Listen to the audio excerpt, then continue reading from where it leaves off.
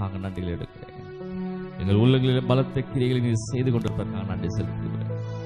உணர்வற்ற எங்களை உணர்வுள்ளவர்களாக மாற்றிக் கொண்டிருப்பதற்காக நன்றி செலுத்துகிறேன். தொடர்ந்து ஆண்டவரே உமது பிரசன்னத்தினாலே, உமது ஆளுகையினாலே, உமது வழிகாட்டினாலே, உமது இரக்கங்களினாலே, உமது கிருபையினாலே, உமது காருண்யத்தினாலே, உமது மகிமையினாலே எங்களை முடிசூட்டுவீராக. எங்களை முடிசூட்டுவீராக. எங்களோடு கூட இடைப்படுங்க. எங்களுக்கு போதுமானவராயிருங்க.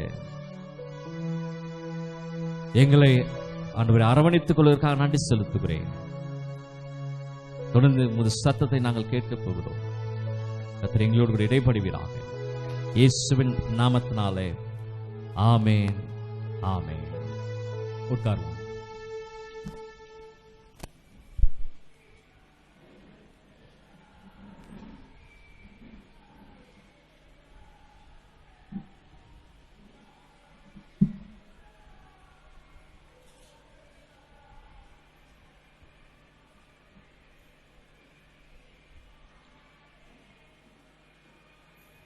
பசுநாதருக்கு மகிமை உண்டாவதாக. நாம் கண்களை மூடி தேவனுடைய வார்த்தைகளை கேட்பதற்கு நம்மை ஒப்பு கொடுத்து ஆண்டுடைய சமூகத்தை நோக்கி பார்ப்போம். எங்கள் அன்பின் பரலோக தகப்பனே, காலையில் நன்றி செலுத்துகிறேன். ஒரு வார்த்தைகள் எங்களுக்கு பிரயோஜனம் உள்ளதாக இருக்கட்டும். ஒரு வார்த்தைகள் எங்களுக்குள்ளே கிரியைகள் செய்யட்டும். ஒரு வார்த்தைகள் எங்களை பலப்படுத்தட்டும். ஒரு வார்த்தைகள் எங்களுக்குள்ளே புதிய சிந்தனைகளை உருவாக்கட்டும். ஒரு வார்த்தைகள் எங்களுக்குள்ளே எங்கள் இருதயங்களை பலப்படுத்தட்டும். நீர் பெரிய காரியங்களை செய்வீராக. பேசுகிற அடியனை மறைத்து அமர்ந்திருக்கிற அனைவர் மேலும் அடியன் உட்பட அனைவரையும் நீர் ஆளுகை செய்வீராக. இயேசுவின் நாமத்தினாலே ஜெபிக்கிறேன் எங்கள் ஜீவனுள்ள பரம தகப்பனே. ஆமென், ஆமென். கர்த்தருடைய பரிசுத்தத்திற்கு மகிமை உண்டாவதாக. இந்த நாளிலும் நாம் தொடர்ந்து தேவனுடைய வார்த்தைகளை நாம் கேட்போம். இந்த நாளிலும் வரக்கூடிய சகோதரர் இந்த நாளிலும் வராத ஒரு சூழ்நிலை ஏற்பட்டனாலே, ஆகவே அடியேன் உங்கள் மத்தியில் தொடர்ந்து தேவனுடைய வார்த்தைகளை பகிர்ந்து கொள்ள கர்த்தர் நாளை கிருபை செய்தார். ஆகவே கடவுளுக்கு மகிமையும் கனத்தையும் நான் செலுத்துகிறேன். நாம் தொடர்ந்து சிந்தித்து வருகிற தலைப்பான ஐக்கியத்தை குறித்து நாம் ஆழமாக நாம் பார்த்து வருகிறோம். இந்த நாளிலும் அதனுடைய தொடர்ச்சியை நாம் இந்த நாளில் நாம் கேட்க இருக்கிறோம். ஆகவே கடந்த காலங்களிலே நாம் பத்திரிகை செய்தியிலே ஒரு சில காரியங்களை நாம் பார்த்திருப்போம். எங்கேயோ ஏதோ வெளி தேசத்திலே செயல்பட்டு கொண்டிருக்கிற ஒரு தீவிரவாத அமைப்பிற்கு, மாற்று சமுதாயத்தில் ஒரு தீவிரவாத அமைப்பிற்கு தமிழ்நாட்டில் உள்ள திருப்பூரிலே ஒரு நபரை கைது செய்தார்கள். அவர் அந்த தீவிரவாத ஐக்கியத்தோடு கூட அவர் ஒரு தொடர்பை வைத்திருக்கிறார் சொல்லி ஒரு குற்றச்சாட்டை வைத்து ஆகவே அவர்கள் கைது செய்து விசாரித்து கொண்டிருக்கிறார்கள்.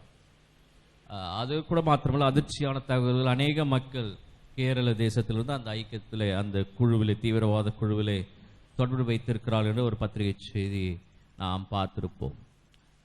ஆகவே தேசங்களை கடந்து அவர்கள் ஒன்றிணைகிறார்கள். தேசங்களை கடந்து ஒன்றிணைகிறார்கள். ஒருவேளை நோக்கம் தவறாக இருக்கலாம், ஆனால் இணைக்கப்படுகிற அஸ்திபாரம் என்பது கடவுளுக்காக என்று நாம் பார்க்கிறோம். வித்தியாசமான ஒரு காரியங்கள் இவைகள். நோக்கம் வித்தியாசமாக இருக்கலாம், ஆனால் அவர்கள் இணைகிற அந்த கருத்து, இணைகிற அந்த கயிறு, அது கடவுளுக்காக என்று சொல்லி இணைகிறார்கள். ஒருவேளை ஒரு சில நேரங்களில் நான் யோசிப்பது உண்டு. 2 நாட்களுக்கு முன்பாக நான் சென்னையில் இந்த பகுதியில் கடந்து வரும் பொழுது அநேக மக்கள் வரிசையாக, பெண்கள், ஆண்கள், குழந்தைகள் என்று சொல்லி அநேக மக்கள் வரிசையாக ரோட்டிலே தங்களுடைய நேர்த்தி கடனை செலுத்துவதற்காக ஒவ்வொரு வாயிலும் இவ்வளவு பெரிய வேல்கள் இருக்கிறது. ஒவ்வொரு வாயிலும் நின்று கொண்டு வரிசையில் அந்த பகுதியை ஒரு டிராபிக், ஒரு வாகனங்கள் செல்ல முடியாத ஒரு சூழ்நிலை. அவ்வளவு பேர், ஏறக்குறைய ஒரு 200 பேருக்கு மேலே இருக்கும், வரிசையாக நின்று கொண்டு இருக்கிறார்கள். அவ்வளவு பேருடைய வாயிலும் சின்ன சின்ன காரியங்கள் இல்லை, இவ்வளோ பெரிய பேர் ரோட்டில் நின்று கொண்டு தலைமையில் ஒரு குடங்களை சுமந்து கொண்டு நின்று கொண்டிருந்தார்கள். ஒரு பக்கம் அவருடைய பக்தியை நாம் குறை சொல்கிறோம். அவர்கள் எல்லாம் சும்மா ஏதோ செய்கிறார்கள், பக்தியை குறை சொல்கிறோம். உண்மையிலே பார்த்தோம் என்றால் இந்த பகுதியிலே ஒருவன் கடவுளுக்காக நான் அதை செய்கிறேன் என்று சொல்கிறான், இந்த பகுதியிலே ஒருவன் கடவுளுக்காக இதை செய்கிறேன் என்று சொல்கிறான். உண்மையில் ஜீவனுள்ள தேவனை ஆராதிக்கிறோம் என்று சொல்கிற நாம் ஜீவனுள்ள தேவனை ஆராதிக்கிறோம் என்று சொல்கிறோம், எதிலே நாம் இணைக்கப்பட்டிருக்கிறோம் என்று நமக்கே தெரியவில்லை. இந்த கோணத்தில் யோசித்து பார்த்தோம் என்றால் கிறிஸ்தவர்கள் எல்லாம் நகைப்புக்குரியவர்களாக இருக்கிறார்கள். ஆங்கிலத்தை சொன்னால் the comedians Christians, the Christians are comedians. நான் காலையில் இப்படி சொல்ல நினைக்காதீங்க, மாற்று சமுதாயம் இப்படி தான் நம்ம யோசித்து கொண்டிருக்கிறார்கள்.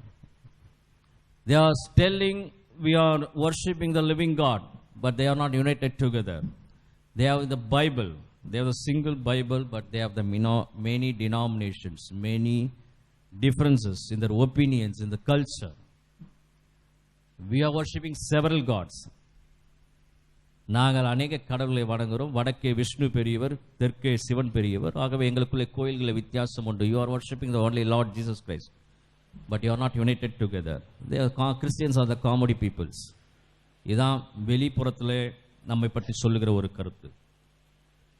நாம் இதற்காக தீவிரவாதத்திற்காக இங்கே உள்ள அங்கு தேசம், அங்குள்ள இங்கு தேசம் செல்ல வேண்டிய அவசியம் இல்லை. குறைந்தது திருச்சபையிலாவது நம்முடைய ஐக்கியங்கள் எப்படி இருக்குது? I am not focusing on the outside world. அதற்காக அமெரிக்க தேசத்தில் என்னோடு கூட தொடர்பு வைத்துக் கொள்ளுங்கள், ஆஸ்திரேலியாவில் தொடர்பு வைத்துக் கொள்ளுங்கள், இதெல்லாம் நம்ம இன்னும் போகிறதே இல்லை. We are not thinking outside. ஒரு புறம் நாம் கிறிஸ்தவத்தை அதிகமாக போதித்து போதித்து கிறிஸ்தவத்தை இப்படி பேசி பேசியே நாம் கிறிஸ்துவை குறித்த காரியங்களை சுருக்கி விட்டோமா என்று ஒரு வேளை சில நேரம் எனக்கு ஒரு சிந்தனை வருகிறது உண்டு. ரொம்ப ப்ரீச் பண்ணி okay, this is also again same message, this is also once again same message. ஒருவேளை அப்படி ஆகி போய்விட்டதா என்று தெரியவில்லை. மறத்து போய்விடும் சிலருக்கு. அதாவது எப்படின்னா இந்த ஊசி போட்டு சிலருக்கு மறத்துடும். டோசேஜ் அதிகமாக அதுக்கு அப்புறம் கொடுத்தா தான் இந்த மெடிசன் வேலை செய்யுன்னு சொல்லுவாங்க. சிறு பிள்ளைகளுக்கு அதனால தான் பேராசிட்டமல் கொடுக்கும்போது சின்ன ஒரு எம்எல்ல கொடுப்பாங்க. ஏன்னா ரொம்ப அதிகமாக போடக்கூடாது. ஏன்னா அதுக்கப்புறம் அதுக்கு அதிகமாக டோசேஜ் போட்டால் தான் ஜுரம் இறங்கும். இது அறிவியல். அதே போல கிறிஸ்தவர்களுக்கு சத்தியங்களை கொடுத்து நேற்று ஒரு சத்தியம், காலையில் ஒரு சத்தியம், இப்படியே டிவியில் சத்தியம், இப்படியே பேசியே என்ன பண்றதுனே தெரியாம ஏதோ ஒன்னா சொல்லு அப்படின்ற மாதிரி நம்ம ஆகிட்டோமா அப்படின்னு ஒரு கருத்து எனக்குள்ளே இப்போது எழ ஆரம்பித்து விட்டது. ஏன்னா ஐக்கியத்தை குறித்து இவ்வளோ பேசுகிறோம், இவ்வளோ காரியங்கள் செய்கிறோம்.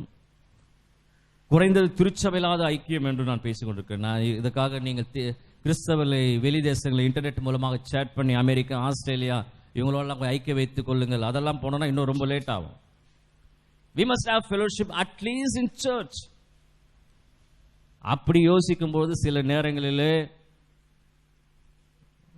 இப்படி நான் பேசிக் கொண்டிருக்கும்போது ஒரு ஆயர் சொன்னார், தேவன் பைத்தியமானவர்களை தான் தெரிந்து கொள்வார் என்று. அந்த வகையிலே நான் என்னை திருப்தி கொண்டேன். நாம காமெடியன்ஸ் கிடையாது, நம்மளாம் பைத்திய பிள்ளைகள். தேவன் யாரை தெரிந்து கொள்வாரோ? பைத்தியமானவர்கள் தான் தெரிந்து கொள்வார். ஆகவே நம்மளாம் weakness, you are the weakness people, so God has chosen. எப்படியாவது நீங்கள் ஒன்றிணைங்கள் சொல்லி நம்மை தான் தெரிந்து கொண்டிருக்கிறார். அவங்கெல்லாம் சாதாரணமாக ஒன்றிணைஞ்சிடுறார்கள். அவங்க எல்லாம் அவங்களுக்கு யாரும் சொல்லணும்னு அவசியம் இல்லை, ஆட்டோமேட்டிக்காக ஒன்றிணைங்க. they have some capacity, they have some will power, but we have the weakness, we have the will power, we don't have the much will power. ஆனாலே நம்ம அப்படி தெரிந்து கொண்டு இருக்கிறார். ஆகவே நீ சொல்றதை சொல்லு, கேட்கிறவன் கேட்பான் என்று சொன்னதாலே நான் மறுபடியும் என்னுடைய சத்தியத்திற்குள் கடந்து வந்து விடுகிறேன்.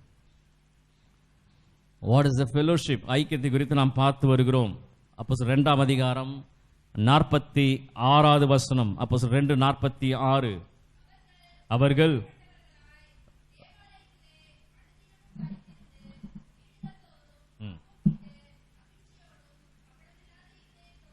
அவர்கள் ஒருமனப்பட்டவர்களாய் தேவாலயத்தில் அனுதினமும் தரித்திருந்து வீடுகள் தோறும் அப்பம் விட்டு மகிழ்ச்சியோடும் கபடமில்லாத இருதயத்தோடும் போஜனம் பண்ணி என்று கர்த்தருடைய வார்த்தை சொல்லுது. அவர்கள் ஒருமனப்பட்டவர்கள். கடந்த சத்தியத்தில் நாம் நிறைவு செய்யும் பொழுது பார்த்து நிறைவு செய்தோம். ஆக அவர்கள் ஒருமனப்பட்டவர்களாய் உணவு உண்டார்கள். அவர்களுக்குள்ளே சந்தோஷம் இருந்தது. அவர்கள் சாட்சியை பகிர்ந்து கொண்டார்கள். அவர்கள் வாழ்வில் கடவுள் செய்த மேன்மைகளை எண்ணி எண்ணி துதித்துக் கொண்டிருந்தார்கள் என்று கர்த்தருடைய வார்த்தை சொல்கிறது. ஆகவே ரட்சிக்கப்பட்ட பிறகு அவர்கள் செய்த காரியங்கள். ஆகவே அப்போஸ்தலர் 2:47 சொல்கிறது, தேவனை துதித்து ஜனங்கள் எல்லோரிடத்திலும் தயவு பெற்றிருந்தார்கள். ரட்சிக்கப்படுவதை கர்த்தர் அனுதினமும் சபையிலே சேர்த்து கொண்டு வந்தார். அப்போது 2:47 அவர்கள் ஜனங்கள் அனைவரிடத்திலும் தயவு பெற்றிருந்தார்கள். ரட்சிக்கப்பட்ட ஜனங்களுடைய வாழ்க்கை முழுவதும் மாறி இருந்தது. அதனால்தான் அவங்களுக்கு தயவு உண்டானது. இந்த வசனம் அவர் எழுதணும் அவசியமே இல்லை. எதுக்கு இதை எழுதுனா, அவர்கள் ஜனங்களிடத்தில் தயவு பெற்றிருந்தார்கள். They have some mercy from the people. They have some concern from the people. ஏனென்றால் அந்த ஜனங்களுடைய வாழ்க்கை முழுவதும் மாறி போய்விட்டது.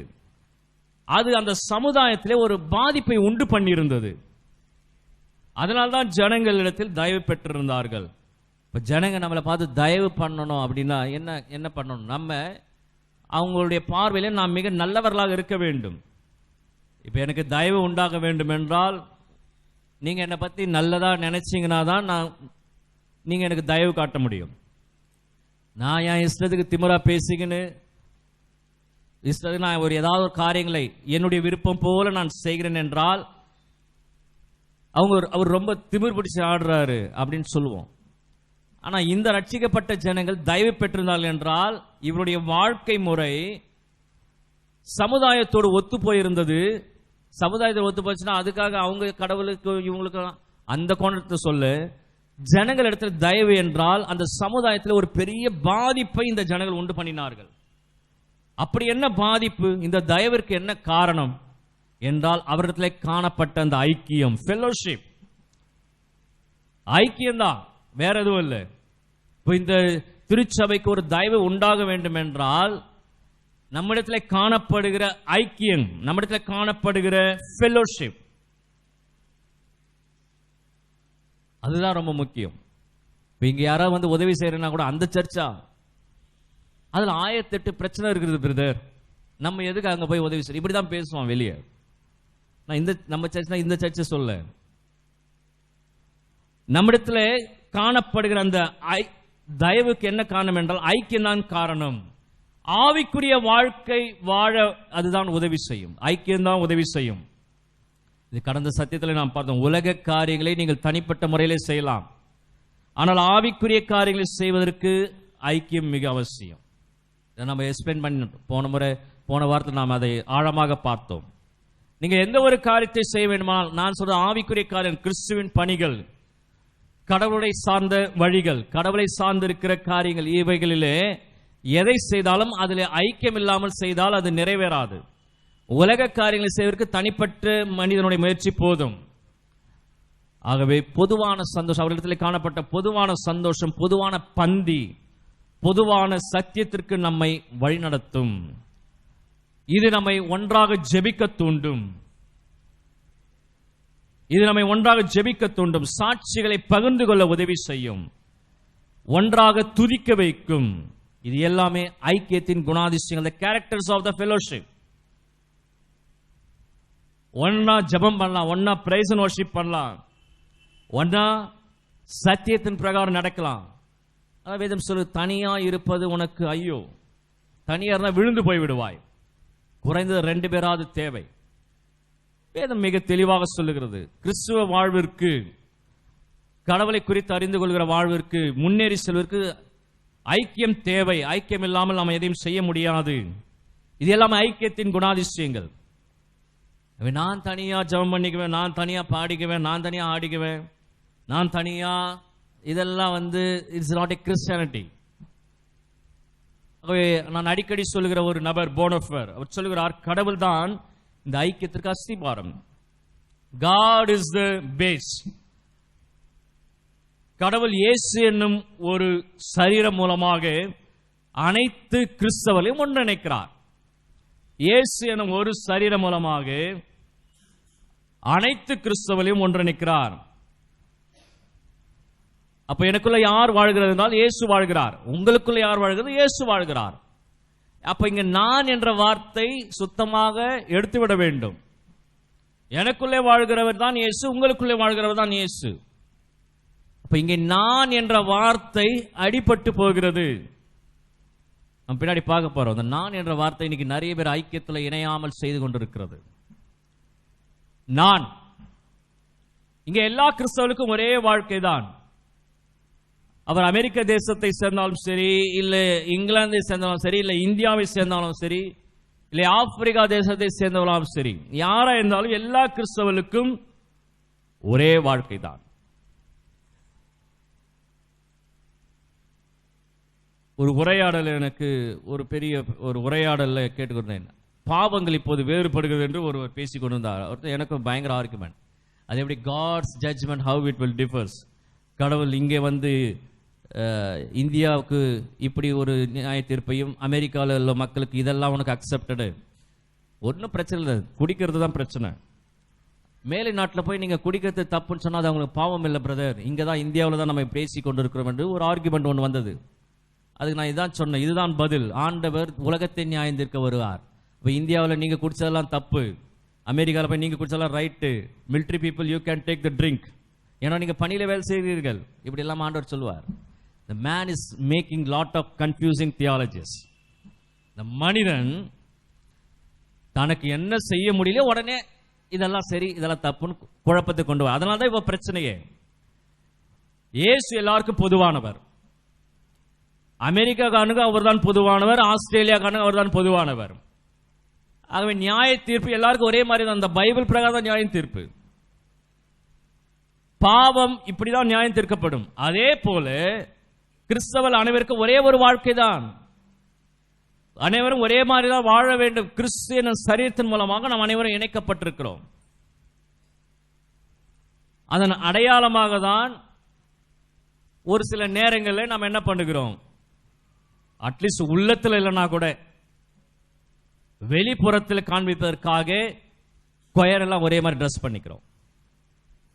மென்ஸ் ஃபெலோஷிப் ஒரே மாதிரி ட்ரெஸ் பண்றோம், யூத் ஃபெலோஷிப் ஒரே மாதிரி ட்ரெஸ் பண்றோம், உமன்ஸ் ஃபெலோஷிப் ஒரே மாதிரி ட்ரெஸ் பண்றோம். இது அடையாளம் என்ன? we are all united together.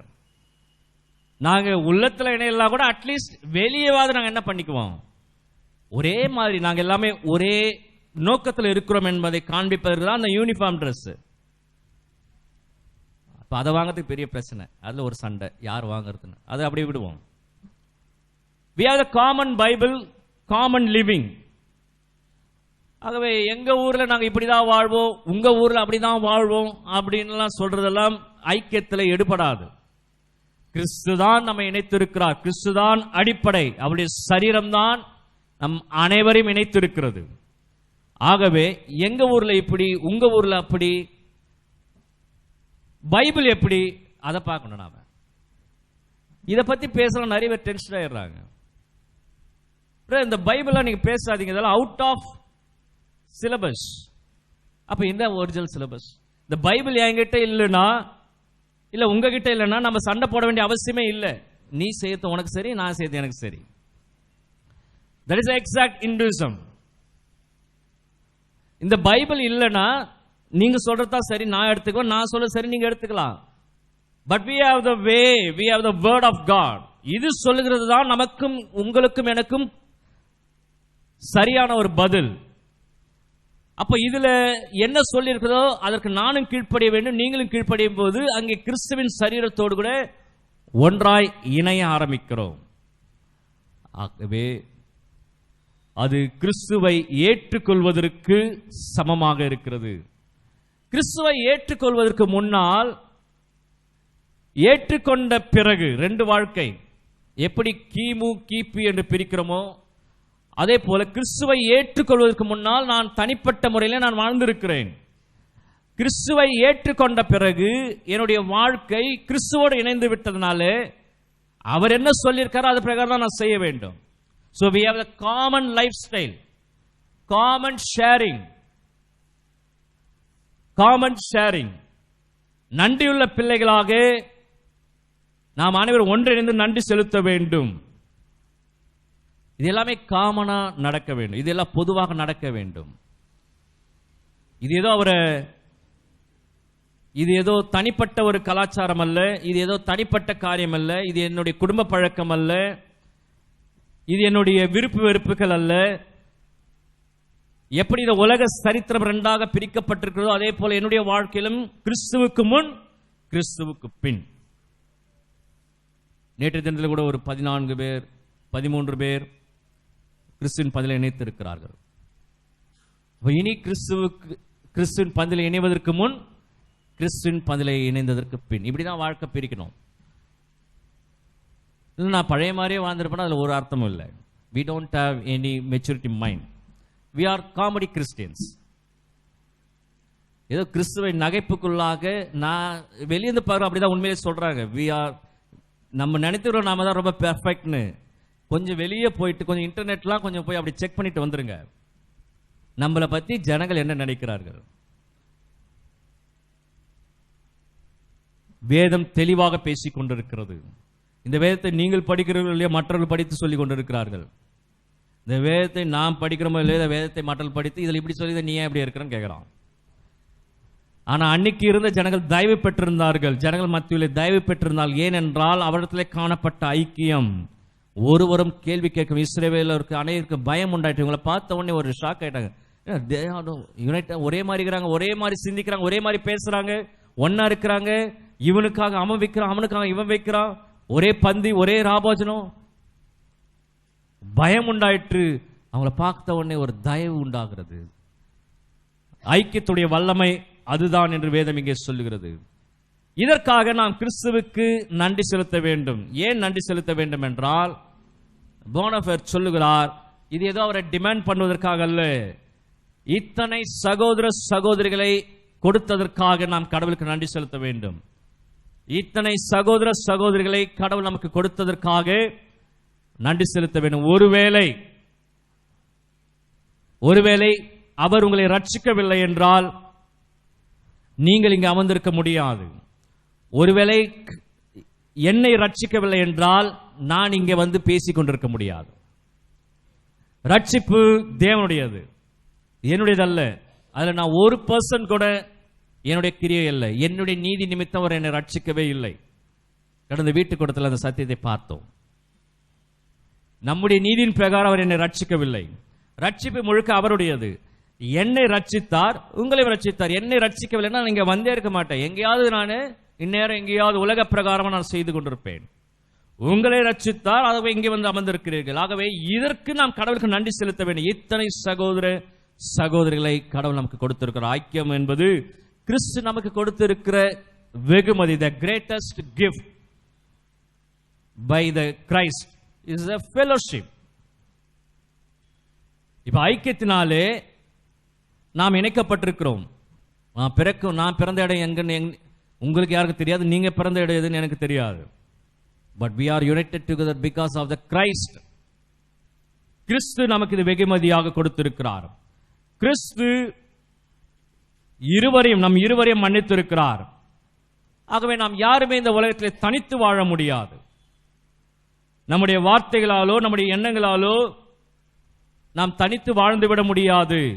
வாழ முடியும் என்றால், ஒன்றிணைந்து செய்ய வேண்டும் என்றால், கிறிஸ்துவின் எண்ணங்களும் கிறிஸ்துவின் வார்த்தைகளுமே நம்மை ஒன்றிணைக்கிறதை தவிர மற்றபடி நீங்க வேற நான் வேற. ரெண்டு பேருமே கிறிஸ்து மன்னித்திருக்கிறார். நம்முடைய பாவங்களை அவர்தான் மன்னித்திருக்கிறார்.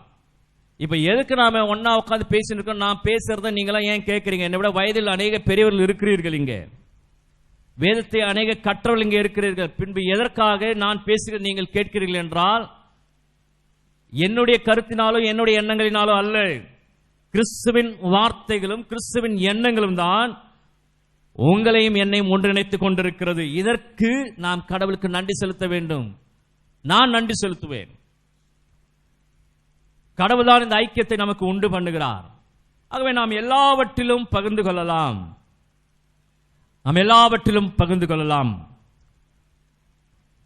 நாம் மன்னிப்பை கூட பகிர்ந்து கொள்ளலாம். அதுதான் கிறிஸ்தவம். இன்னைக்கு நாம் பார்க்க போற சத்தியம் வெறும் உலக காரியங்கள் மாத்திரமல்ல, வெறும் அப்பம் மாத்திரமல்ல, வெறும் போஜனம் மாத்திரமல்ல, வெறும் ஆஸ்தி மாத்திரமல்ல.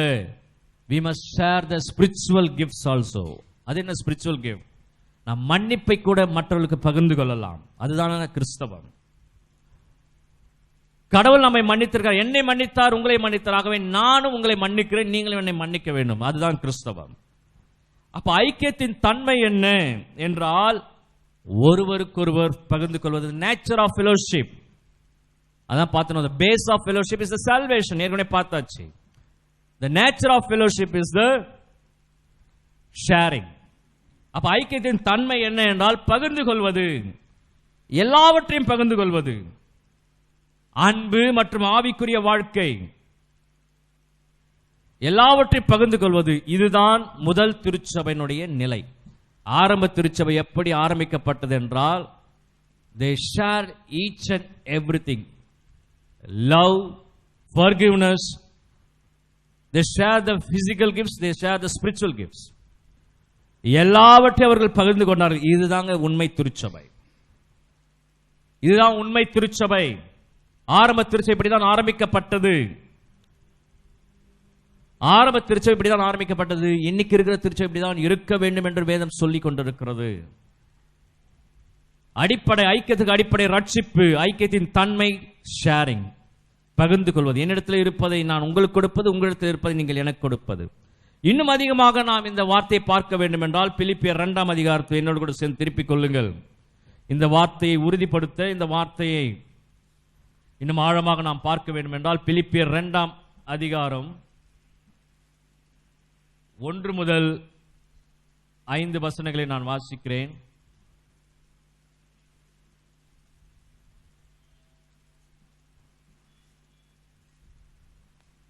ஆதலால் கிறிஸ்துவுக்குள் யாதொரு ஆறுதலும், அன்பினாலே யாதொரு தேர்தலும், ஆவின் யாதொரு ஐக்கியமும், யாதொரு உருக்கமான பட்சமும் இரக்கங்களும் உண்டானால் நீங்கள் ஏக சிந்தையும் ஏக அன்புள்ளவர்களுமாயிருந்து இசைந்த ஆத்துமாக்களாய் ஒன்றையே சிந்தித்து என் சந்தோஷத்தை நிறைவாக்குங்கள்.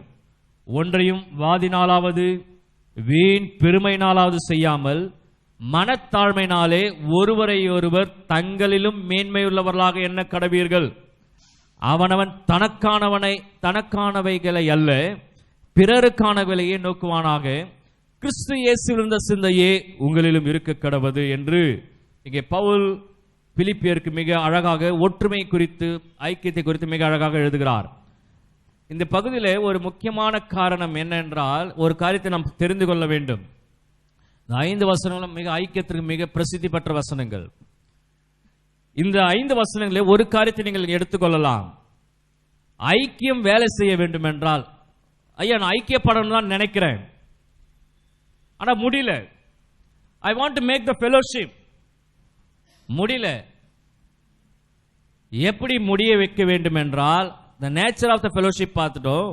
இப்போ ஐக்கியம் வேலை செய்யணும், எனக்குள்ள ஐக்கியம் வேலை செய்யணும் அப்படின்னா முக்கியமான ஒரு காரணம், மிக முக்கியமான ஒரு காரணம், அது நமக்குள்ள என்ன இருக்க வேண்டும் என்றால், இன்றைய கிறிஸ்தவர்களிடத்தில் தேடி பார்த்தாலும் கிடைக்காத ஒரே ஒரு காரியம், டெலஸ்கோப் வச்சு பார்த்தாலும் கிடைக்காத காரியம், மைக்ரோஸ்கோப் வச்சு பார்த்தாலும் கிடைக்காத காரியம்,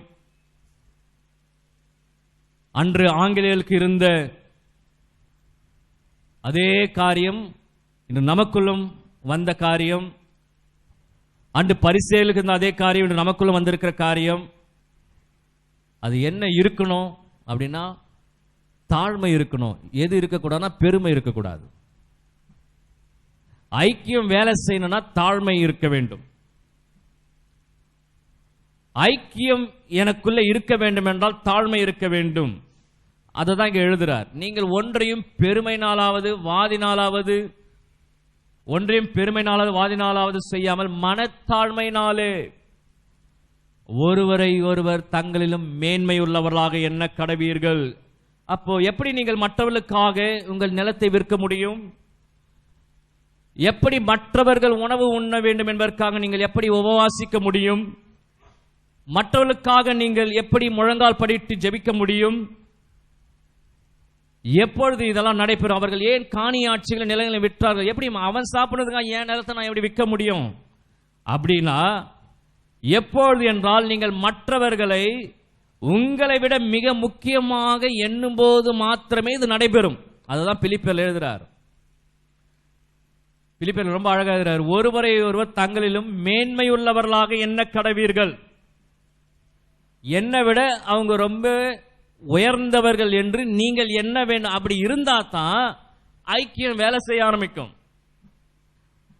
இன்னைக்கு எக்ஸாக்ட் ஆப்போசிட் கிறிஸ்டியன்ஸ் எங்க ஆரம்பிக்கிறோம்? நாங்க தான் ஜீவனுள்ள தேவனை ஆராதிக்கிறோம்.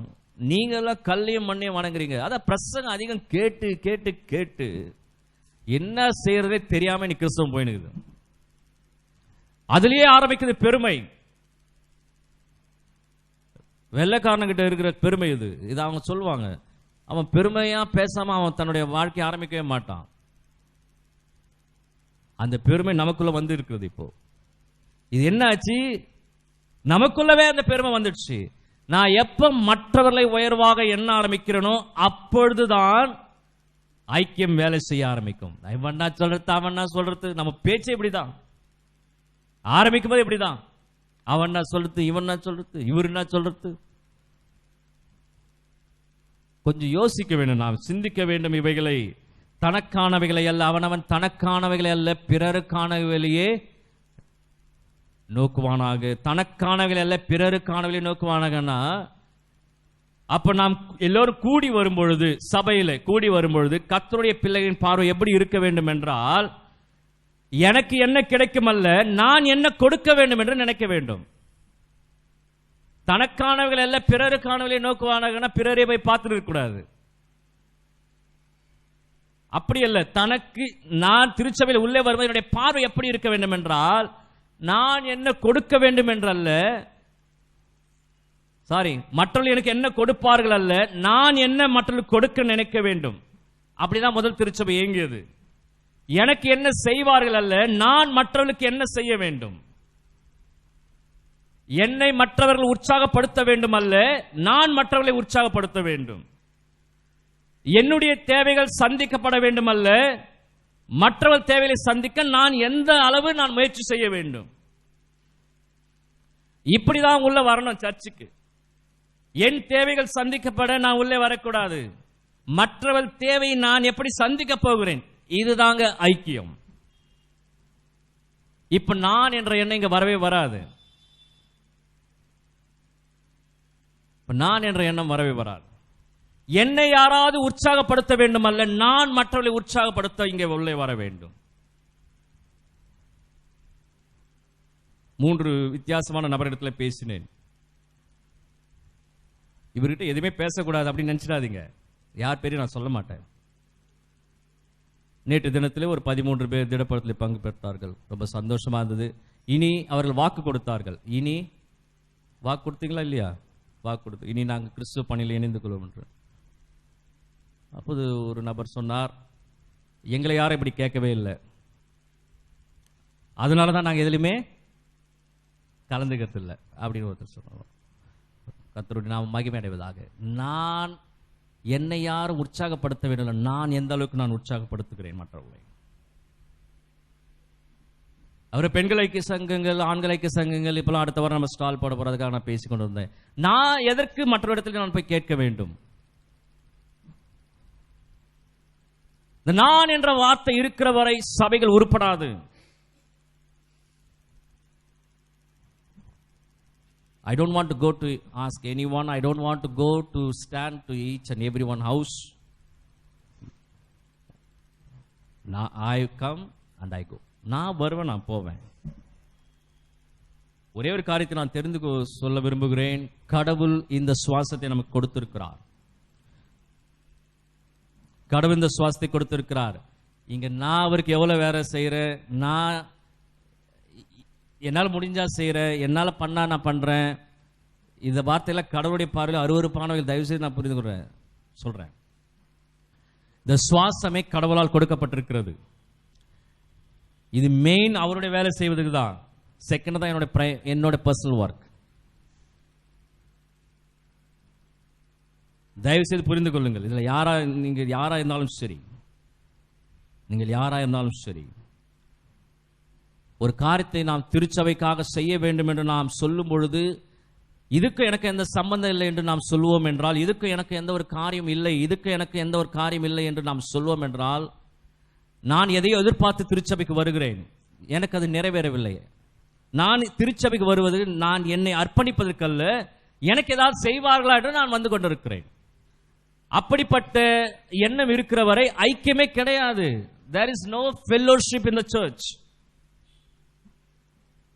ஐக்கியத்தின் இயற்கை தன்மையே சுயநலம் கருதாமல் இருப்பது.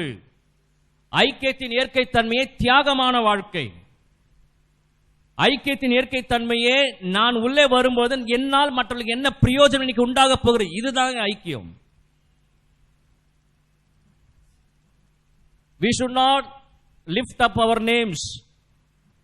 நான் என்ற வார்த்தை எங்கே புறப்படுகிறதோ, நான் போய் ஏன் கேட்கணும், நான் ஏன் செய்யணும், நான் ஏன் வரணும், நான் ஏன் இங்க உட்காரணும், அனௌன்ஸ்மெண்ட் பண்ண நான் எழுந்து போயினே இருப்பேன். எனக்கு என்ன வந்தது, நான் இதில் இன்வால்வ் பண்ணிக்க மாட்டேன். நான் என்ற எண்ணம் வருகிற வரை அங்கே ஐக்கியம் இருக்காது.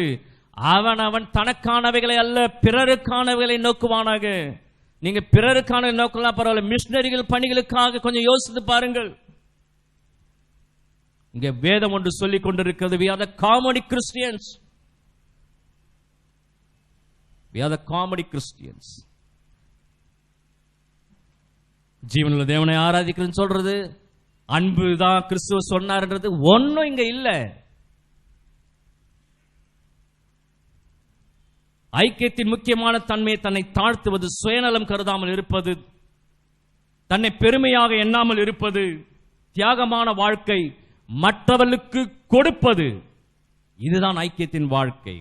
ஆகவே எனக்கு ஞானமும் அறிவும் தைரியமும் வல்லமையும் இருக்கும் என்றால், எனக்கு ஞானத்தையும் அறிவையும் தைரியத்தையும் வல்லமையும் கொடுத்திருக்கிறார் என்றால், நான் மற்றவர்களுக்கு அதை சொல்ல இங்கு வர வேண்டும். எனக்கு என்ன உண்டோ அதை மற்றவர்களுக்கு கொடுக்க தான் திருச்சபைக்கு வர வேண்டும். அதை தான் இங்க பிலிப்பியர்ல நாம் பார்க்கிறோம். எனக்கு என்ன கடவுள் தாளந்தை கொடுத்திருக்காரோ அதை மற்றவர்களுக்கு கொடுக்க தான் நான் இங்கே உள்ளே வர வேண்டும். மற்றவர்கள் எனக்கு என்ன செய்வார்கள் என்று வருவதற்கு நான் திருச்சபைக்கு வர வேண்டிய அவசியமே இல்லை. மனுஷகுமாரன் ஊழியம் செய்யாமல் ஊழியம் கொல்லவே வந்தார். அவரே அப்படிதான் வந்திருக்கிறார். அவரே சீடர்களின் கால்களை கழுவினார். அப்ப அவரே அப்படி செய்யும் போது, அவரே அந்த வார்த்தை சொல்லி இருக்கும் பொழுது, உள்ளே வருகிற கிறிஸ்துவின் நாமத்தினால் அழைக்கப்பட்டிருக்கிற நீங்களும் நானும் இனி என்னுடைய சிநேகராயிருப்பீர்கள், என்னுடைய ஊழியக்காராயிருப்பீர்கள் என்று சொல்லி இருக்கிற உங்களையும் என்னையும் பார்த்து கடவுள் சொல்கிறார், ஊழியம் செய், எனக்கு யாராவது செய்வார்கள் அல்ல, நான் மற்றவர்கள் என்ன செய்ய போகிறேன். That is a real concept, that is a real theology. வேதம் அதை தான் சொல்லுகிறது. அப்ப ஐக்கியத்தின் தன்மையை நீங்கள் என்னைக்கு உங்களை தாழ்த்துகிறீர்களோ, என்னைக்கு மற்றவர்களை உயர்வாக எண்ண ஆரம்பிக்கிறீர்களோ, நான் தான் பெரிய ஆளு, அவனுக்கு என்ன தெரியும் அப்படின்லாம் அந்த வார்த்தைலாம் கொஞ்சம் தூக்கி குப்பையில போட்டுட்டு, அவருக்கு என்ன தேவை அப்படின்னு நீங்க மற்றவர்கள் என்றைக்கு நீங்க பெரிய ஆளா நினைக்கிறீர்களோ அன்றுதான் ஐக்கியம் செயல்பட ஆரம்பிக்கும். அதுவரை ஐக்கியம் வாயில தான் நம்ம பேசிட்டு இருக்கணும். போர்டில் எழுதி போடலாம், ஃபெல்லோஷிப் என்ன எழுதி போட்டுக்கலாம். ஐக்கியம் செயல்பட வேண்டுமா? இப்படிதான் 1 யோவான் 3ஆம் அதிகாரம் 23வது வசனம், 1 யோவான் 3:23 சொல்லுகிறது, நாம் அவருடைய குமாரனாகிய இயேசு கிறிஸ்துவின் நாமத்தின் மேல் விசுவாசமாயிருந்து அவர் நமக்கு கட்டளையிட்டபடி ஒருவரில் ஒருவர் அன்பாய் இருக்க வேண்டும் என்பதே அவருடைய கற்பனையாயிருக்கு. நாம் அனைவரிலும் அன்பாய் இருக்க வேண்டும் என்பதே அவருடைய கட்டளை. இதைதான் யோவானும் எழுதுகிறார். அப்ப ஐக்கியத்தின் தன்மை மிக எளிது. ரட்சிப்பு தான் அடிப்படை. ஐக்கியத்தின் தன்மை மற்றவர்களுக்கு கொடுப்பது. not only all the physical needs, also the spiritual realities. ஆகவே நிலத்தை விட்டு கொடுப்பது மாத்திரமல்ல, காணியாட்சியை விட்டு கொடுப்பது மாத்திரமல்ல, ஆவிக்குரிய தன்மைகள், எனக்கு கொடுத்திருக்கிற ஆவிக்குரிய தாளந்துகள், அதையும் மற்றவர்களுக்கு கொடுப்பதுதான் ஐக்கியத்தின் தன்மை என்று இங்கே வேதம் சொல்கிறது. அப்ப ஒன்றாக சேர்ந்து பாவரிக்கை செய்வது, ஒன்றாக சேர்ந்து பாவ கட்டிலிருந்து வெளியே வருவது, ஒன்றாக சேர்ந்து மற்றவர்களை மன்னிப்பது, ஒன்றாக சேர்ந்து திரும்பவும் கிறிஸ்துவனை அவர்களுக்குள் கொண்டு வருவது. யாராவது விழுந்து போய்விட்டால் அவனை அப்படியே தலைமையில் அழுத்துவதல்ல கிறிஸ்தவம். அவனை திரும்ப அவனுடைய இல்லத்துக்கு சென்று அவனை தூக்கி எடுத்து அவனோடு கூட உறவாடி அவனோடு கூட பேசி அவனை திரும்பவும் கிறிஸ்துவுக்குள் கொண்டு வருவது. இது எல்லாவற்றையும் நாம் பகிர்ந்து கொள்ள வேண்டும். Maybe some people have a good counselors. என்னை விட நீங்கள் நல்ல ஒரு கவுன்சிலிங் பண்ற திறமை உடையவர்களாக இருப்பீர்கள். நீங்கள் பேசினால் 5 நிமிடத்தில் ஆட்கள் மாறிவிடுவார்கள். கடவுள் அந்த தாளந்தை உங்களுக்கு கொடுத்திருப்பார்.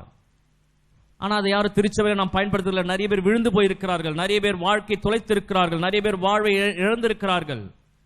அவரிடத்தில் வில்லத்தில் சென்று ஒரு 5 நிமிடங்கள் நீங்கள் கர்த்தருடைய வார்த்தை சொல்லி உங்களாலே பேச வைக்க முடியும். ஆனால் அதை நாம் செய்கிறது இல்லை. ஏனென்றால் அங்கே தடையாக இருப்பது, நான் என்னுடைய நேரத்தை விட்டு கொடுக்க மாட்டேன். I have my own time, I have my own plans, I have my own programs. எனக்கு நிறைய வேலைகள் இருக்கிறது. இது எல்லாவற்றையும் பகிர்ந்து கொள்வதுதான் ஐக்கியம். ஐக்கியம் என்றால் இதுதான் ஐக்கியம். ரோமர் 12ஆம் அதிகாரம் இந்த கருத்தை வலியுறுத்துவதற்கு அங்கே இன்னொரு காரியத்தை நாம் பார்க்க போகிறோம். ரோமர் 12ஆம் அதிகாரம் அப்போஸ்தலனாகிய பவுல் அங்கே வர வேண்டும் என்று விரும்புகிறார். அப்போஸ்தலனாகிய பவுல் ரோமர் 1ஆம் அதிகாரம் அப்போஸ்தலனாகிய பவுல் ரோமபுரிக்கு வர வேண்டும் என்று விரும்புகிறார். ரோம் நகருக்கு வர விரும்புகிறார்.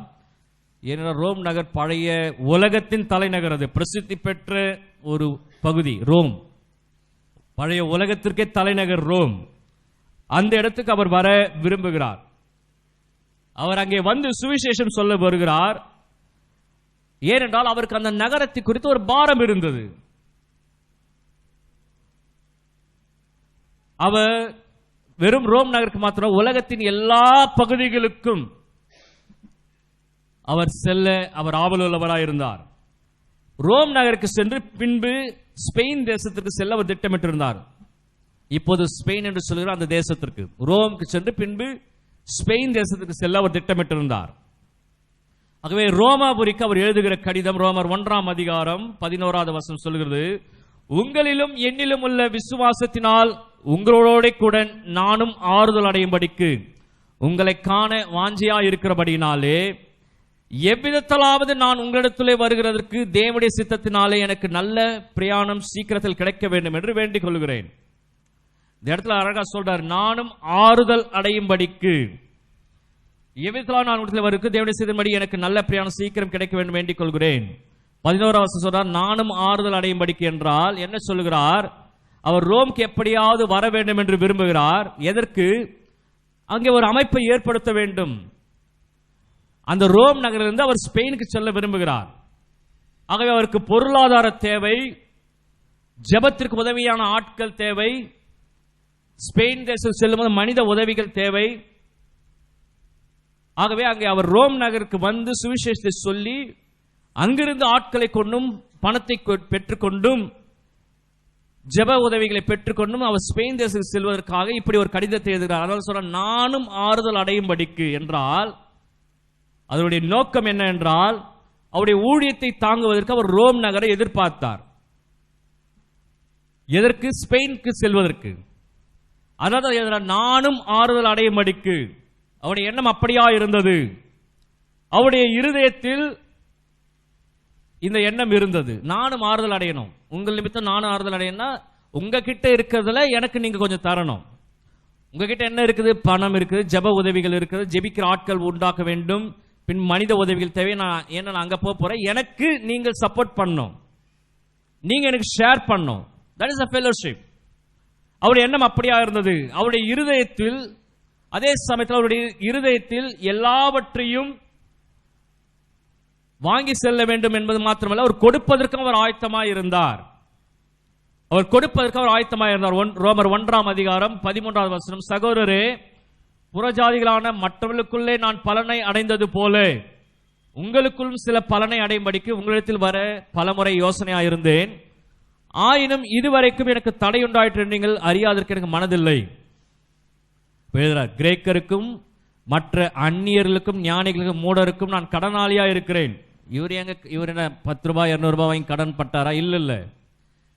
இவர் அந்த கடனை சொல்ல அடுத்த வசனம் எழுதுறார் பாருங்க, ஆகையால் ரோமாபுரியில் இருக்கிற உங்களுக்கும் என்னால் இயன்ற மட்டும் சுவிசேஷத்தை பிரசங்கிக்க விரும்புகிறேன். கடனாளினா என்னுடைய கடன், நான் பிரசங்கத்தை பண்ண வேண்டும், சுவிசேஷம் சொல்லணும், அதுல நான் கடன் பட்டிருக்கிறேன். அதனால சொல்ற, கிரேக்கருக்கும் மற்ற அந்நியர்களுக்கும் ஞானிகளுக்கும் மூடருக்கும் நான் கடனாளியா இருக்கிறேன். இன்னும் நான் போய் பேசுறோம் நிறைய பேர்கிட்ட.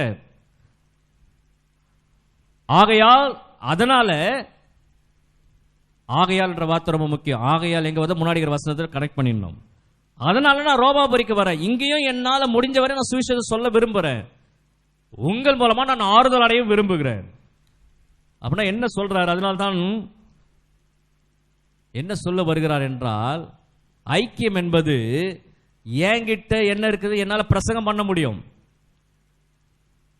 பவுல் சொல்லுகிறார், என்னால பிரசங்கம் பண்ண முடியும், நான் எல்லா இடத்துக்கும் போகணும்னு நினைக்கிறேன், என்னால முடிஞ்ச பிரசங்கம் நான் இங்கேயும் சொல்ல விரும்புறேன். நீங்க எனக்கு இந்த ஊழியத்தை தாங்குவதற்கு, இந்த காரியத்தை செய்வதற்கு நீங்க எனக்கு, என்னை ஆறுதல் அடையும்படிக்கு நீங்கள் எனக்கு பண தேவைகளோ மனித தேவைகளோ ஹியூமன் ரிசோர்ஸோ ஏதோ ஒன்று பிளஸ் பிரேயர். நீங்க எனக்கு இதை தர வேண்டும், நான் உங்களுக்கு சுவிசேஷம் சொல்றேன், நீங்க எனக்கு தர வேண்டும். இதுதான் ஷேரிங், இதுதான் ஐக்கியம். தனியாளாக நின்று பவுல் திருச்சபையை கட்டவில்லை. தனியாளாக நின்று பவுல் கிறிஸ்துவை பிரசங்கிக்கவில்லை. நான் ஏற்கனவே சொன்ன ஆவிக்குரிய காரியங்கள் செய்ய வேண்டும் என்றால் அங்கு ஐக்கியம் இருக்க வேண்டும். உலக காரியம் செய்வது தனியால் போதும், தனியாளாக நின்று நீங்கள் கிறிஸ்துவின் காரியங்கள் செய்ய முடியாது. பவுல் அதை தான் அங்கே எழுதுகிறார். அப்படி நான் இங்க வர, நான் கடனாளியா இருக்கிறேன், இன்னும் அங்கெல்லாம் போனோம், மூடர்கள் இருக்கிறார்கள், கடவுளை குறித்து அறியாதவர்கள், புறஜாதியில் இருக்கிறார்கள், கிரேக்கர்கள் இருக்கிறார்கள், அங்கெல்லாம் நான் போனோம். அதுக்கு முன்னாடி ஆகையால் நாங்கள் வர, இங்கேயும் நான் வந்து சும்மா இருக்க போறதில்ல, என்கிட்ட இருக்கிற சுவிசேஷத்தை உங்களுக்கு நான் சொல்ல போறேன். That is a fellowship. அதுதான் ஐக்கியம். அதனால தான் அவர் பிலிப்பியரில் எழுதும்போது இப்படி எழுதுறார், பிறருக்கானவைகளை நோக்குவான அவன் தனக்கானவைகளை அல்ல பிறருக்கானவைகளை நோக்குவான என்று எழுதினார். இப்படிதான் உண்மையான ஐக்கியம் வேலை செய்யும்.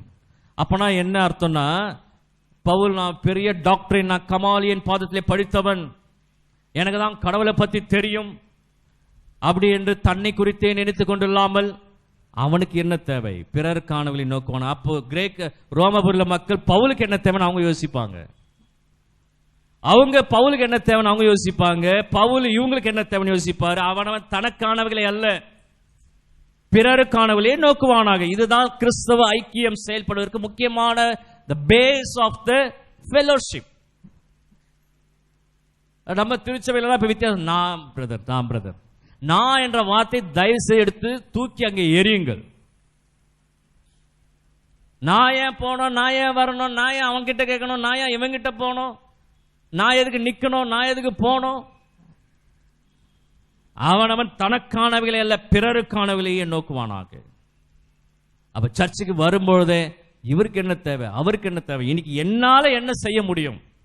That is the real Christians. 2 தீமோத்தேயு 4:9 2 தீமோத்தேயு 4:9 சொல்லுகிறது. அங்கே பவுல் தீமோத்தேயுக்கு எழுதுகிறார், சீக்கிரமா என்னோடு கூட வா என்று எழுதுகிறார். பவுல் வாண்ட்ஸ் எ ஃபெலோஷிப். 2 தீமோத்தேயு 4:9 சொல்லுகிறது, நீ சீக்கிரமா இடத்தில் வரும்படி ஜாக்கிரதைப்படு. இதை பவுல் எழுதும்போது தன்னுடைய கடைசி காலம், இதுதான் அவர் எழுதின தீமோத்தேயுக்கு எழுதின கடைசி கடிதம். தன்னுடைய கடைசி காலத்தில் அவர் எழுதுகிறார், இன்னும் கொஞ்ச நாட்களில் நான் மரிக்க போகிறேன், இன்னும் கொஞ்ச நாள் நான் மரிக்க போகிறேன். அவர் ஆரம்பிக்கும் போது அப்படிதான் எழுதுறார். இது தீமோத்தேயு எழுதின கடைசி அதிகாரம். தீமோத்தேயுக்கு ஒரு 30 வயது இருக்கலாம், பவுலுக்கு குறைந்தது ஒரு 60 வயது இருக்கலாம். இந்த கடிதத்தை எழுதும் போது you come as early as possible. ஆங்கிலத்தில் அழகா வருது, make every effort to come to me soon. சீக்கிரமா கிட்ட வா என்று எழுதுகிறார். ஏன் என்றால் அவர் ஐக்கியத்தை விரும்புகிறார்.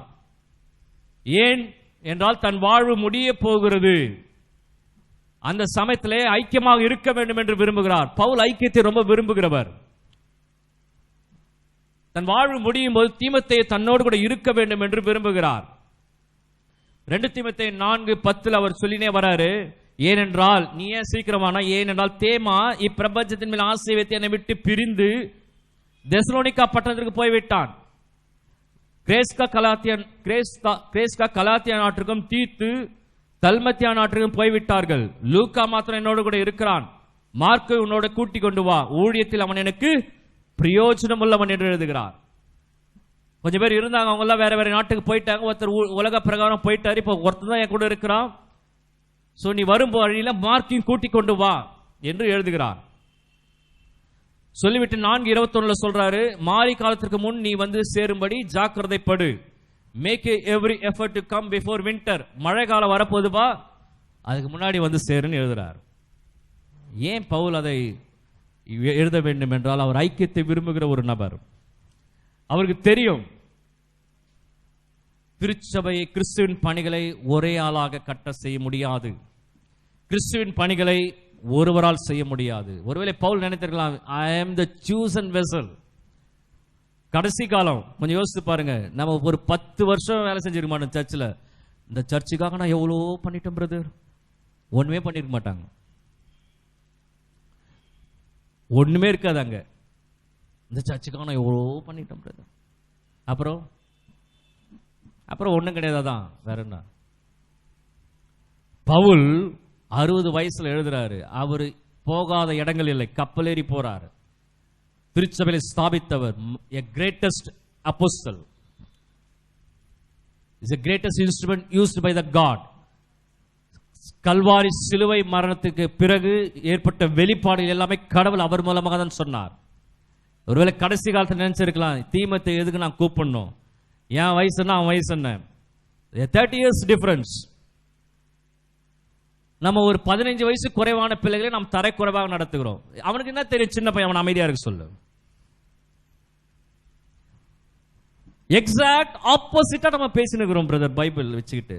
That's what I'm saying, we are comedy Christians. 30 வருஷம் வித்தியாசம் உள்ள ஒரு நபரை சாகும் தருவாயில் கடிதம் போட்டு எழுதுகிறார். இன்னைக்கு இருக்கிற மாதிரி வாட்ஸ்அப், இமெயில், இந்த இதெல்லாம் கிடையாது. லெட்டர் எழுதி அனுப்பணும், அங்கிருந்து லெட்டர் திரும்பி வரணும், அவன் படிச்சு சீக்கிரம் வந்துரு, என்னோடு கூட வா. ஏனென்றால் பவுல் ஐக்கியத்தை விரும்புகிறவர். கூட யாராவது இருந்தால் ஒன்னா உட்காந்து சீரியல் பார்க்கறதுக்காக கூப்பிடல.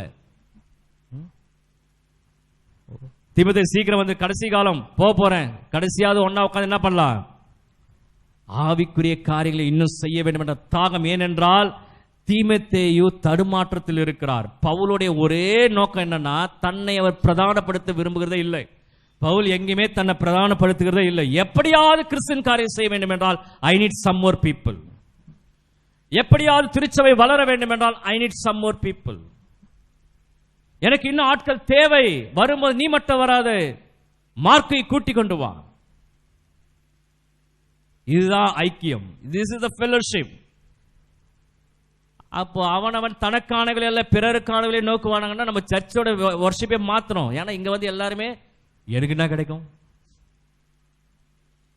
அந்த தியாலஜி மாறி போச்சு. இன்னைக்கு கிறிஸ்துவ தியாலஜி மாறி போச்சு. இன்னைக்கு சர்ச்சுக்கு எதுக்கு வரணும், எனக்கு என்ன கிடைக்கும், எனக்கு வேலை கிடைக்குமா, எங்க வீட்டில் என்ன பண்ணுவாங்க, எனக்கு குழந்தை பிறக்குமா, கல்யாணம் ஆகுமா, எனக்கு என்ன கிடைக்கும், இதுதான் சர்ச்சையே வருது. பைபிள் சொல்லுது பிறருக்கானவர்களை நோக்குவானாக. The entire church theology is completely changed. Our mind is corrupted now. You are entering into the church. நீ சர்ச்சுக்கு வரும்பொழுது மற்றவர்கள் நான் என்ன செய்ய வேண்டும், அப்படிதான் நீ உள்ள வர வேண்டும். வேதம் அதைத்தான் சொல்லு. பவுல் தன்னுடைய கடைசி காலத்தில் கூட அப்படிதான் வாழ்ந்தார் என்று வேதம் சொல்லு. ஏனென்றால் தீமோத்தேயு தடுமாற்றத்தில் இருக்கிறார். நீங்கள் 2 தீமோத்தேயு 1 அதிகாரத்தை நீங்கள் படித்தீர்கள் என்றால், நான் ஏற்கனவே கிறிஸ்துவுக்காக என்ற தலைப்பில் இந்த சத்தியத்தை தான் போதித்துக் கொண்டிருக்கிறேன். படித்தீர்கள் என்றால் பவுல் தன்னுடைய அதிகாரத்தை தீமோத்தேயுவிடம் கொடுக்க விரும்புகிறார். அவருக்கு தெரியும் தனக்கு பிறகு இந்த காரியங்களை எடுத்து செல்வதற்கு தீமோத்தேயுவாலே முடியும் என்பதை அவர் விரும்புகிறார். ஆகவேதான் அதற்காக தான் வர சொல்ல 2 தீமோத்தேயு 1:6 சொல்லுது, இதன் நிமித்தமாக நான் உன்மேல் என் கைகளை வைத்ததினால் உனக்கு உண்டான தேவ வரத்தை நீ அனல் மூட்டி எழுப்பி விடும்படி உனக்கு நினைப்பூட்டுகிறேன். உனக்கு நினைப்பூட்டுகிறேன். பவுல் கடவுளால் பயன்படுத்தப்பட்ட பாத்திரம். தீமோத்தேயின் மீது கைகளை வைத்தவுடன் தீமோத்தேயர் கொடுத்த வரங்களை பவுல், தீமோத்தேயு நீ அனல் மூட்டி எழுப்பு, பிரசங்கிப்பது, சுவிசேஷம் சொல்வது, திருச்சபை நடத்துவது, எல்லா வேலையும் நீ செய்ய வேண்டும் என்று பவுல் விரும்பினார். தன்னுடைய கடைசி காலம் முடிய போகிறது, இதற்கு பிறகு இந்த காரியத்தை செய்ய வேண்டியது தீமோத்தேயு தான் என்று சொல்லி உன்னுக்கு உண்டான வரத்தை நீ அனல் மூட்டி எழுப்பு என்று எழுதுகிறார். ஏனென்றால் தீமோத்தேயு எபேசு திருச்சபை மக்கள் மத்தியிலே ஊழியம் செய்கிற ஒரு மனிதர். அவர்கள் மிகவும் பாவத்தில் இருந்தவர்கள் தான் அந்த திருச்சபையின் தலைவர்களாக இருந்தார்கள். ஆனால் தீமோத்தேயுவால் ஒன்றும் செய்ய முடியல. பாவத்தில் இருந்தவர்கள் தான் திருச்சபைக்கு தலைவர்களாக எபேசு திருச்சபையில் இருந்தார்கள். அதோடு கூட ரோம அரசிற்கும் தீமோத்தேயு பயந்து இருந்தார். ஏதாவது கிறிஸ்துவ பத்தி சொன்ன தலையை வெட்டிடுவாங்க. ஆகவே தீமோத்தேயு என்ன செய்ய வேண்டுமோ அதை செய்யாமல் இருந்தார். ஒரு பக்கம் திருச்சபையில் பார்த்தீங்கன்னா all our culprits are sitting in the higher post. இந்த சைடு கவர்மெண்ட்டும் சரியில்லை. என்ன பண்றது அவர்? அதனால என்ன பண்றது தெரியாம ஒரு சூழ்நிலையிலே அவர் தவித்துக் கொண்டிருந்தார். அதனால தான் இங்க 2 தீமோத்தேயு 1:7 பவுல் எழுதுகிறார், தேவன் நமக்கு பயமுள்ள ஆவியை கொடாமல் பலமும் அன்பும் தெளிந்த புத்தியுள்ள ஆவியே கொடுத்திருக்கிறார். ஆகவே நமக்கு பயம் கிடையாதுப்பா, பலமும் அன்பும் தெளிந்த புத்தியுள்ள ஆவியை கொடுத்திருக்கிறார். ஆகவே தைரியமாக என்னோடு கூட ஊழியம் செய் என்று எழுத ஆரம்பிக்கிறார். ஆகவே ஐக்கியம் என்பது என்ன என்றால் மற்றவர்களுக்கு கொடுப்பது. ஐக்கியம் என்றால் மற்றவர்கள் கொடுப்பது. ஐக்கியத்தின் அடிப்படை ரட்சிப்பு. ஐக்கியம் என்றால் மற்றவர்கள் கொடுப்பது. அது எப்படி வேலை செய்ய வேண்டால், என்னை நான் தாழ்த்தும் போது தான் அது வேலை செய்யும், என்னை உயர்த்தும் போதல்ல. என்னை உயர்த்தும் போது ஐக்கியம் வேலை செய்யாது. என்னை உயர்த்தும் போது நான் என்ன மட்டும் தான் பார்ப்பேன். திருச்சபை வரும்போதே நான் வர்றதே இப்படிதான் வரேன். நான் இந்த திருச்சபை பரவாயில்ல, சில திருச்சபைலாம் பட்டன்லாம் அவுத்து விட்டுக்குன்னு உள்ளகிற செயின் மட்டும் தெரியணும். வர்றதே இப்படிதான் வரும். ரொம்ப பேச வெளியே போய் உட்காந்துக்கிறது, அது ஒரு ஐக்கியம். The group peoples under the tree, அது ஒரு ஃபெலோஷிப். உள்ள வரும்போது உன்னை தாழ்த்தி மற்றவர்களுக்கு நான் என்னால் என்ன முடியும், என்னால் என்ன நன்மை செய்ய முடியும். அவனவன் தனக்கானவைகளை அல்ல பிறருக்கானவைகளை நோக்குவானாக. மற்றவர்களுக்கு என்ன என்னால் என்ன செய்ய, எனக்கு என்ன தாழ்ந்த கொடுத்துருக்கு அதை நான் மற்றவர்களுக்கு எப்படியாவது இன்னைக்கு கொடுத்துடணும், அதுதான் நான் உள்ள வரணும். That is the fellowship of the church. அப்படி இருக்கிற திருச்சபை, அப்படி இருந்த திருச்சபை தான் முதல் திருச்சபை. முதல் திருச்சபை அப்படிதான் இயங்கினது. அதனால தான் எல்லா மனுஷர்களும் தயவு பெற்றிருந்தார்கள். They are sharing the physical gifts and also the spiritual gifts.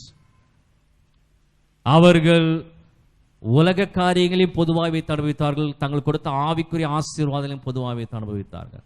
இன்னைக்கு நாம் எதை பொதுவாக வைத்து அனுபவிக்கிறோம், எதை நாம் ஒன்றா வைக்கிறோம், ஒன்றுமே எனக்கு ஒன்றும் புரியவில்லை, ஒன்றுமே புரியல. We are saying we are worshiping the living God, we are following the real word of God. நம்ம கர்த்தருடைய வார்த்தையை பயன்படுத்தி கொண்டிருக்கிறோம், நாங்கள் கடவுளுடைய வார்த்தையை ஃபாலோ பண்றோம். உண்மையிலே இந்த வேதத்தை மற்றவர்கள் படித்து சொல்றோம், கிறிஸ்தவத்திற்கும் இந்த பைபிளுக்கும் ஒரு சம்பந்தம் கிடையாது. we are making the comedy. நம்மை மற்றவர்கள் நகைப்புக்குள்ளாக பார்த்து கொண்டிருக்கிறார்கள். we are the comedy Christians.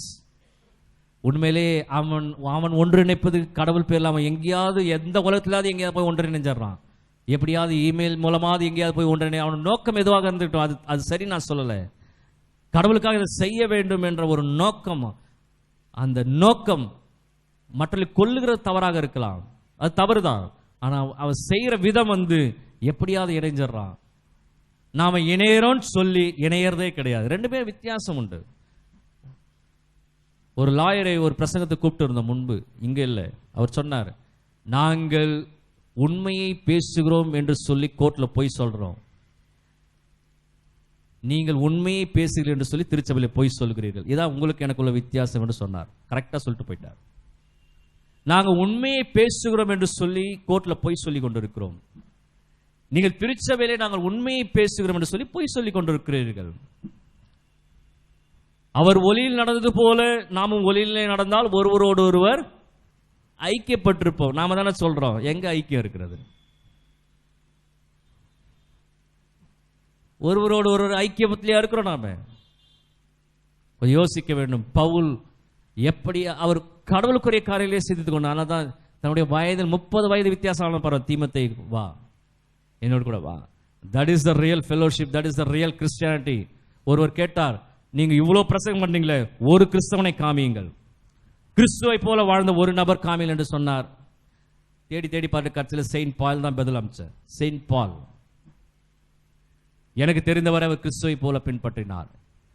இன்னைக்கு என்னால பதில் சொல்ல முடியுமா என்று எனக்கு தெரியவில்லை, இல்லை உங்களால பதில் சொல்ல எனக்கு தெரியவில்லை. கிறிஸ்துவை போல ஒரு நபரை பார்க்க வேண்டும் என்றால் ஐக்கியம் நம்ம இடத்துல அவசியமா இருக்க வேண்டும். கண்களை மூடி கர்த்தருடைய சமூகத்தை நோக்கி நாம் பார்ப்போம். உங்கள் கரங்களை அருகில் உள்ளவரோடு கூட இணைத்துக் கொள்ளுங்கள்.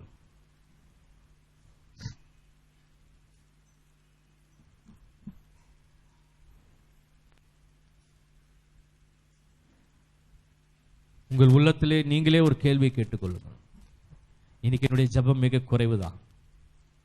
உண்மையிலே நான் ஐக்கியத்தில் இருக்கிறேனா? திருச்சபைக்கு வரும்போது நான் தாழ்த்தி வருகிறேனா? திருச்சபைக்கு வரும்பொழுது நான் மற்றவர்களை குறித்து சிந்திக்க வருகிறேனா, இல்லை எனக்கு என்ன கிடைக்கும் என்று வருகிறேனா? என்னால் என்ன முடியும் என்று வருகிறேனா? எனக்கு என்ன செய்வார்கள் என்று வருகிறேனா, இல்லை நான் என்ன செய்ய போறேன் என்று வருகிறேனா? எந்த கண்ணோட்டத்தோடு வருகிறேன்? நான் என்ற எண்ணம் எனக்குள்ள இன்னும் அதிகமாக இருக்கிறதா? இது ஒப்பு கொடுங்கள். ஆண்டவருடைய சமூகத்தை நோக்கி பார்த்து சொல்லுங்க, தகப்பனே, வார்த்தைக்காக நன்றிகள் ஏறெடுக்கிறேன். ஆண்டவரே, இந்த வார்த்தைகளாக நன்றி செலுத்துகிறேன். இந்த வார்த்தைகள் எங்களுக்குள்ளே ஆணித்தரமாய் இறங்கட்டும். ஒவ்வொருவரும் ஆண்டவரை அடுத்தவர்களுடைய பிரயோஜனத்திற்காக, மற்றவர்களுடைய பிரயோஜனத்தை தேடுகிற பிள்ளைகளாக நாங்கள் மாற எங்களுக்கு நீர் உதவி செய்வீராக. எங்களை வழிநடத்துவீராக. எங்களோடு ஆண்டவரே நீர் ஆளுகை செய்வீராக. எங்களை பலப்படுத்துவீராக. அன்று முதல் திருச்சபையில் காணப்பட்ட அந்த ஐக்கியத்தை பார்த்து நாங்கள் பிரமிக்கிறோம். அன்று முதல் திருச்சபையில் காணப்பட்ட அந்த ஒற்றுமை குறித்து நாங்கள் பிரமித்து பார்க்கிறோம். இன்று எங்களுக்குள்ளே அப்படிப்பட்ட ஐக்கியம், ஒற்றுமை நீ தருவீராக. இனி எங்களுடைய பிரயாசங்கள் அல்ல, எங்களுடைய குணாதிசயங்கள் அல்ல, எங்களுடைய பழக்க வழக்கங்கள் அல்ல, எங்களுடைய பாரம்பரியங்கள் அல்ல, எங்களுடைய பெருமைகள் அல்ல, எல்லாவற்றையும் குப்பையில போடுகிறோம் ஆண்டவரே. நீ மற்றவர்களுக்காக நாங்கள் வாழ எங்களை அர்ப்பணிக்கிறோம். கர்த்தர் எங்களோடு கூட பேசினதற்காக நன்றி செலுத்துகிறோம். துதிகன மகிமை யாவும் ஒருவருக்கே செலுத்துகிறோம். இயேசுவின் மூலம் ஜெபிக்கிறோம் எங்கள் ஜீவனுள்ள பரம தகப்பனே. ஆமென், ஆமென்.